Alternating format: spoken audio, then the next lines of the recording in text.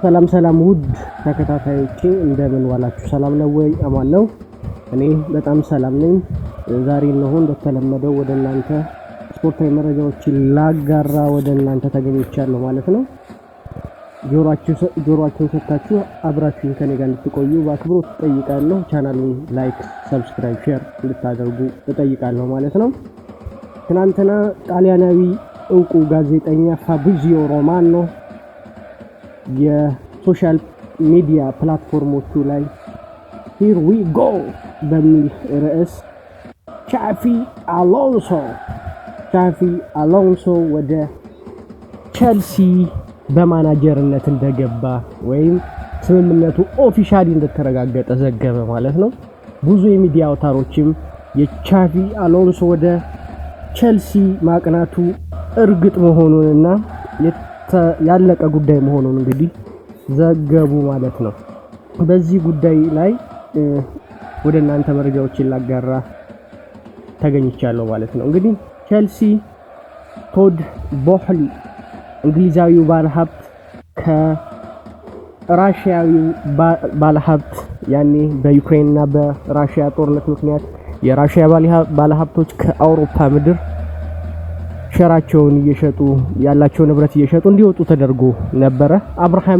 አብርሃሞቪች የምናውቀው የቼልሲ ደም ያለው ባለቤት ነበረ። ቼልሲ በጣም ይወድ ብዙ የቼልሲ ስኬቶች የነበሩት በአብርሃሞቪች ጊዜ ዘመን እንደነበር ታውቃላችሁ። ብዙ የፕሪሚየር ሊግ ዋንጫዎች፣ አንድ ቻምፒየንስ ሊግ ዋንጫ፣ ሁለት ቻምፒየንስ ሊግ ዋንጫን ጨምሮ በአብርሃሞቪች የባለቤትነት ጊዜ ነው የነበረው። ከዛ በኋላ ራሺያና ዩክሬን ያኔ ጦርነት ከፈጸሙ በኋላ የራሺያ ባለሀብቶች አብርሃሞቪች የራሺያዊ እንደመሆኑ መጠን እሱም ሀብቱን ሽጦ ከእንግሊዝ እንዲወጣ ስለተደረገ አማራጭ የለውም ነበረ። ያኔ ለቶድ ቦህሊ 2022 ላይ ግንቦት 2022 ላይ ለቶድ ቦህሊ ሸጠ ማለት ነው። እንግዲህ ቶድ ቦህሊ ወደዚህ ቡድን ከመጣ በኋላ 6 አሰልጣኞችን ቀይሯል። ቻፊ አሎንሶ 7ኛ አሰልጣኝ ነው ማለት ነው። እንግዲህ በቶማስ ቱኸል ዘመን ነበር ቶድ ቦህሊ የቼልሲን የባለቤትነት ድርሻ የገዛው ማለት ነው። እንግዲህ ቶማስ ቱኸል እናውቃለን ሁለተኛውን የቻምፒየንስ ሊግ ዋንጫ ወደ ቼልሲ ቤት እንዲያመራ ያደረገ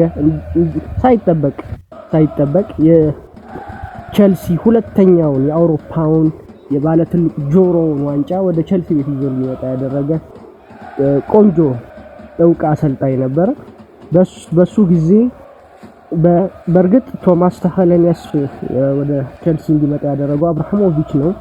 በኋላ በቶድ ቦህሊ ጊዜ ግን መታገስ አልቻሉም ነበረ። በኋላ ላይ ውጤት መጥፋቶች እንደታዩ ቶማስ ቱኸልን ማሰናበታቸው ይታወቃል። እንግዲህ ቶማስ ቱኸል ያኔ ቻምፒየንስ ሊግ ባለቤት አድርጓቸው ነበር። በኋላ ቶማስ ቱኸል እንደተሰናበቱ ግራሃም ፖተር ተተኩ ማለት ነው። ግራሃም ፖተር እንግዲህ ከብራይተን ኤንድ ሆቭ አልቢዮን ነው እንግዲህ የመጡት። እዛ ላይ ጥሩ ስራ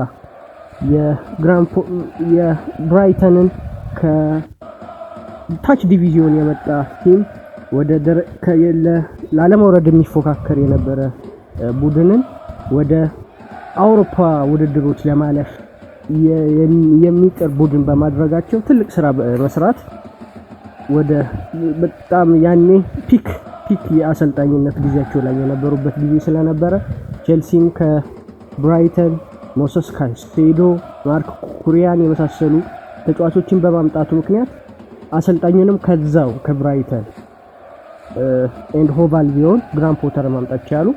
በኋላ ግን አልሰራላቸውም። ቀመሩ አልሰራም። ለ7 ወራት ቆይተው ሊሳካ አልቻለም። ሌላ የቶድ ቦህሊ አስተዳደር ሌላ አማራጭ ለመፈለግ ደግሞ ወደ ሌጀንዳቸውን ፍራንክ ላምፓርድን አስፈረሙ ማለት ነው። እንግዲህ ቶድ ቦህሊ ይሞክረዋል። እንግዲህ ቶማስ ቱኸል ከዛ በፊት በፒኤስጂ ቤት እናውቃለን።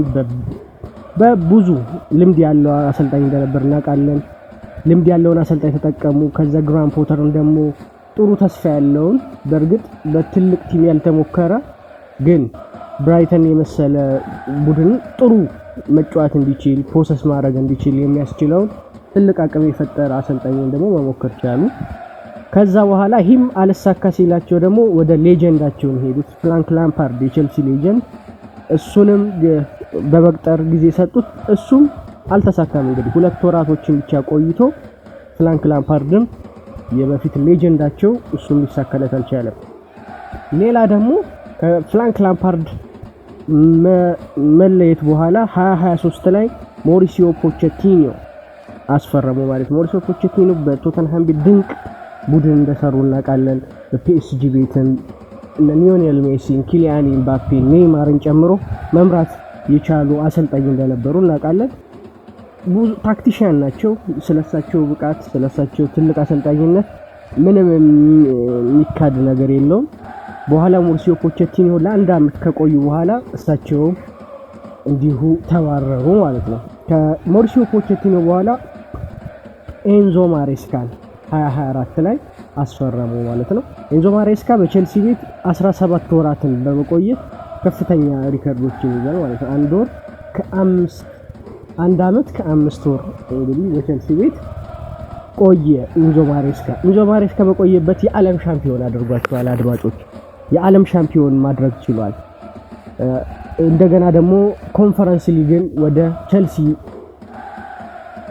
ቼልሲ የዋንጫ መደርደሪያ አስገብቷል። እንግዲህ እዚህ ላይ እንግዲህ ኤንዞ ማሬስካ ከ2024 እስከ 26 ለ17 ወራት ቆይቷል። በእነዚህ 17 ወራቶች ቼልሲ በታሪኩ ያልነበሩትን ዋንጫ አግኝቷል። እንግዲህ እንደምታውቁት አድማጮች እንግዲህ እንደሚታወቀው ዓለም ላይ ሁሉንም ዋንጫዎች የዋንጫ መደርደሪያ ውስጥ ያለው ቼልሲ ቤት ነው። የቻምፒየንስ ሊግ አለው፣ ዩሮፓ ሊግ አለው፣ ኮንፈረንስ ሊግ አለው፣ የዓለም ክለቦች ዋንጫ አለው፣ ፕሪሚየር ሊግ አለው፣ ኤፍኤ ካፕ፣ ካራባኦ ካፕ፣ ብዙ ሁሉንም ዋንጫዎች እንዲያሳካ ያደረጉት አሰልጣኝ ናቸው ኤንዞ ማሬስካ። 2 በታይትላቸው የሚለዩ ዋንጫዎችን ወደ ዋንጫ ካቢኔታቸው አስገቡ ማለት ነው። ይህ ትልቅ ድል ነው። ያኔ አሜሪካ ላይ በተደረገው አሜሪካ ላይ በተደረገው የዓለም ክለቦች ዋንጫ ላይ ፒኤስጂን የወቅቱን ቻምፒየንስ ሊግ ባለቤት ወይም አሸናፊ ነው እንግዲህ አሸንፈው ያውም በሚያሳምን ብቃት ያኔ ለኮል ፓልመር ጃኦ ፔድሮ አዲስ ፈርሞ በነበረበት ሰዓት ጥሩ እንቅስቃሴ በማድረግ አሸንፈዋል። እንግዲህ ማሬስካን ብዙ ጊዜ ይሰጣል ተብሎ ነበር። የቶድ ቦሊ አስተዳደር እንግዲህ ትግስት አልባነቱ ነው የሚታወቀው። እሱን ማሰናበት ቻሉ። በኋላ ውጤት ጠፋ። ጃንዋሪ ላይ 2026 ላይ ያሰናበቱ። ከዛ ሌላ የስትራስቡርግ የኳስ ጠበብት ለስትራስቡርግ ሊያም ሮዘኒየር በጃንዋሪ 6 2026 ላይ ወደ ቼልሲ ቤት ለ6 አመት እንግዲህ አድማጮች በ6 አመት ኮንትራት ወደ ቼልሲ ቤት አመጡት ማለት ነው። እንግዲህ ብዙ ተጠብቆ ነበረ። በእርግጥ ሊያም በስትራስቡርግ በትልቅ መድረክ የምናውቀው ቡድን አይደለም። ቢሆንም ግን በእንግሊዝ ውስጥ ማሰልጠኑ ይታወቃል። ይሳካለታል የሚል ትንታኔዎችን ይሰጡ ነበረ። ቢሆንም ግን ኦልሞስት 4 ወር ቆይታ በኋላ እንግዲህ ሊያም ሮዘኒየር ተባረሩ ማለት ነው። እንግዲህ ቼልሲ ቤት 6 አመት ኮንትራት ነው። ፋይናንሻሊ ለሊያም እንግዲህ ሲፈርም የ10 ሚሊዮን አካባቢ ሲባረር የ10 ሚሊዮን አካባቢ የካሳ ገንዘብ ተሰጥቶታል ማለት ነው። እንግዲህ ቼልሲ አሁን መጨረሻ ላይ እግሩን ወደ ማናመራ ወደ ቻቪ አሎንሶ ማንም አልጠበቀም። ቻቪ አሎንሶ የሰሞኑን የዚህ አመትን የሊቨርፑል መንገዳገድ ከታየ በኋላ በአርነ ስሎት ስር ሊቨርፑል ባለፈው አመት የፕሪሚየር ሊግ አሸናፊ እንደነበሩ ይታወቃል። ግን ያኔ ጀርገን ክሎፕ 11ዱንም ተጠቅመው የተለየ ቀመር ሳይጠይቃቸው በዛ ቡድን ነው እንግዲህ የፕሪሚየር ሊግ ዋንጫ አሸናፊ የሆኑት። እንግዲህ የሳቸው አመት ዋናው አመት ተብሎ የሚታሰበው በዚህ አመት ነው። ብዙ አይዛክን የመሳሰሉ ኢቲቲኬን የመሳሰሉ ቪዮስን የመሳሰሉ ተጫዋቾችን አስፈርመዋል። ሚሎሽ ኬርኬዝን ከበርንማውዝ ማስፈረም ችለው ነበር። ቢሆንም ግን በጉዳትም በአቋም መውረድና በአዲስም ሊግ እንደመሆኑ በመላመዳቸው ምክንያት ሊቨርፑል አሁን አጣብቂኝ ውስጥ እንደገባ ይታወቃልና ለአርነ ስሎት ምናልባት ኮንትራት የማይሰጥ ከሆነ ቻቪ አሎንሶ የክለቡ ሌጀንድ እንደሆነ ይታወቃል። እንግዲህ ወደ ሊቨርፑል ያመራል ብለን አስበን ነበር።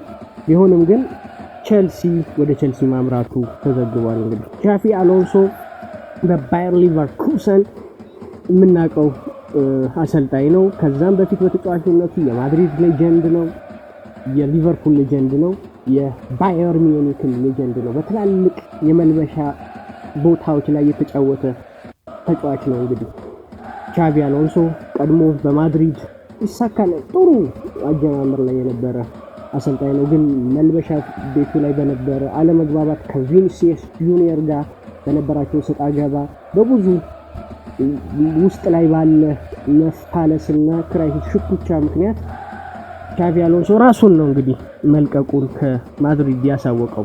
በኋላ ግን ወደ ሊቨርፑል ይሄዳል ተብሎ ታስቦ ነበር። ያ ሳይሆን ቀርቶ ወደ ቼልሲ መጥቷል ማለት ነው። እንግዲህ ቻቪ አሎንሶ ያው የታክቲሻን አሰልጣኝ ነው። የራሱ የመጫወቻ ታክቲክ ቀመር ያለው ነው። እሱም 3-4-3-5-2-3 እንደማለት ነው። በዚህ አጫዋወት የሚታወቅ ታክቲሻን ተጫዋች አሰልጣኝ ነው። እንግዲህ ይሳካለታል አይሳካለትም የሚለውን እንመለከታለን። በእርግጥ ቼልሲ ለዚህ ለ3-4-3 የሚሆኑ ተጫዋቾች አሉት ወይ የሚለውም አንድ አሳሳቢ ነገር ነው። በእርግጥ አሁን ላይ ክረምት ነው፣ መጪው የትራንስፈር ማርኬት የሚከፈቱበት እንደመሆኑ መጠን የሚያስፈልጉትን ተጫዋች አምጥቶ ጥሩ ተፎካካሪ የሆነ ቲም ይሰራል ተብሎ ይታሰባል። አቅሙም እንዳለው ይታወቃል። በዛ ላይ የቻቪ አሎንሶ ለቼልሲ የሚጠቅመው ነገር ዲሰንት ነው። ትልልቅ መልበሻ ቤቶች ላይ ትልልቅ ዋንጫዎችን ያሸነፈ የትልልቅ ሜንታሊቲ ተጫዋቾች ማሰልጠን የቻለ አብሮም የተጫወተ በመሆኑ ለቼልሲ ብዙ ጥቅም ይኖረዋል ማለት ነው። አድማጮች እንግዲህ ወደ ቼልሲ ቤት ቻቪ አሎንሶ መግባቱ ተረጋግጧል ማለት ነው። እንግዲህ ቀጣይ ስኬታማ ይሆናል አይሆንም የሚለውን የምንመለከት ይሆናል። አመሰግናለሁ። ሰላም ዋሉ።